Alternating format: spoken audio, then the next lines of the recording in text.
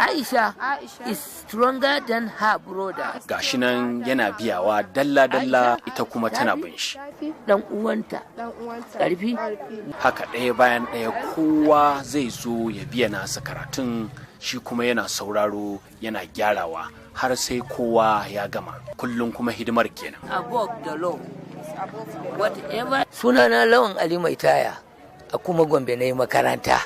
1969 na gama firamare. Mun je kuma makarantar horar da malamai shekara 5 aka ƙara. To tun daga nan da na fito na ɗan koyar kaɗan sai shanin siyasa ya bullo kuma Allah ya sa ba mu samu nasara ba. To tun daga nan da na dawo nan gida sai na zo na sami yaranmu.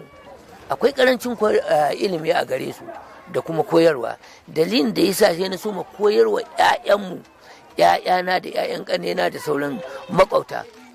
In sun zo sun haɗu ba na koran kowa kuma ban sa kuɗi ba. Yara na har suka gama suka tafi sai iyayen yara suka ci gaba da turo 'ya'yayensu har zuwa lamarin da muke ciki yanzu.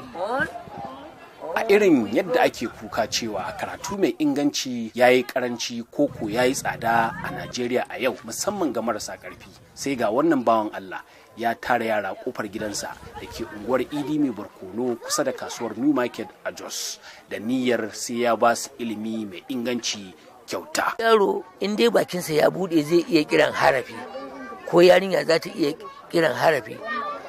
Wani ma hannunsa zan kama, na zana masa bai iya ba, zan kama hannunsa ne yi sai mun dinga yi har sai hannunsa ya zauna da izinin Allah. Wasu kuma manya ne ga su sun gama amma kuma they cannot read, they cannot write. Amma a cikin yadda ikon Allah muna yi haka ga yaro ya tashi ko yarinya ta tashi ta samu. Mutan unguwa kuwa suna yabawa. Babu abin da ya fi ilimi muhimmanci, da ilimin nan ne ake samun kowane matsayi. To kuma shi ya jajirce akan wannan, saboda haka mu a kullun gaskiya addu'a muke masa Allah ya karfafa gwiwarsa ya ci gaba da wannan abubuwa da yake. Kullum in na taso na zo wucewa nan gurin zan gan shi ya tara yara akalla sun kai 50 ko 30 ko sama da haka, za ga duk sun kewaye shi yana koya musu karatu, kuma yaran da suke zuwa suna amfana sosai. Ban taba nuna cewa iyaye ina son su taimaka mu ba, da na nuna daman ga matsalar da ake ciki. Wani bayi da kuɗin, wani littafin ma ni nake sayawa yaro ko yarinya, wallahi tallahi. Amma muna da buƙatar textbook da muke koyarwa akai, ba mu da shi, ko ni ma ba ƙarfi ne da ni ba. Wato komai rashin daɗin yanayin rayuwa musamman halin da ilimi ya shiga a yau a Najeriya, ganin irin su Malam Lawal ba ƙaramin abin faranta rai bane. Na ƙaru sosai a wajen shi. Da na zo ban iya gidin sosai ba, amma yanzu alhamdulillah na iya.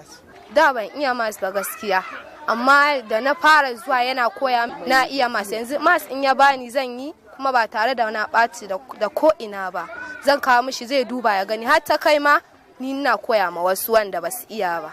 Kamar yadda masu magana kan ce ne, na Allah ba su karewa. Daga Jos, Nigeria, Ilyasu Kasimu, taskar VOA.